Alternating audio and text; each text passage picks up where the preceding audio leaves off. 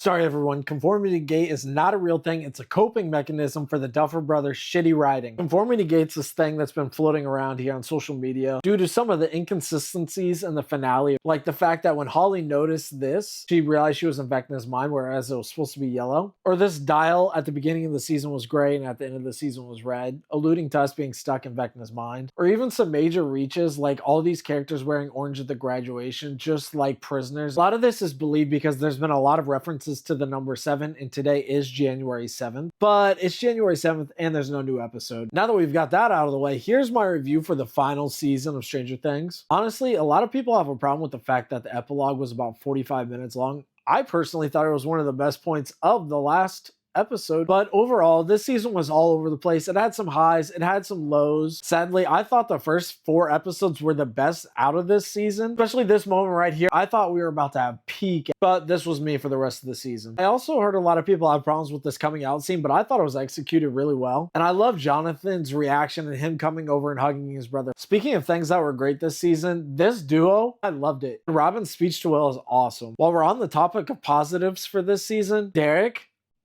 no notes. Stranger Things always knows how to introduce one new character and have them just be the star of the season, and that to me was Derek. Unlike Holly, who I thought was really good, she was a good actress, I just thought we spent way too much time with her when this is supposed to be the final season, so I wish we would have got more of the main group of characters. But in all honesty, I thought one of them should have just died. They should not have made it out of that situation alive. In a show like this where the military can't take out Vecna, you would think Vecna would be at least able to take out 1 or 2 of the kids. I mean, after all, they are just children, except for Nancy Walk 'em Down Wheeler. I mean, she's just a goat. But the fact is, she took out several people from the military and they had no repercussions for this at the end of the series. I mean, at the end, they're just like, where's 11? She's not there. And then they're just like, okay. I did appreciate this get back. The flashbacks Joyce was having while chopping Vecna's head off was so good. She was the right person to finish the job. The series started with her and her son, and it ended with her taking out Vecna for her son. Also, the fact that there was just no stakes in the season is crazy. I mean, the Duffer Brothers said they didn't want to kill anybody just to add shock value. But this scene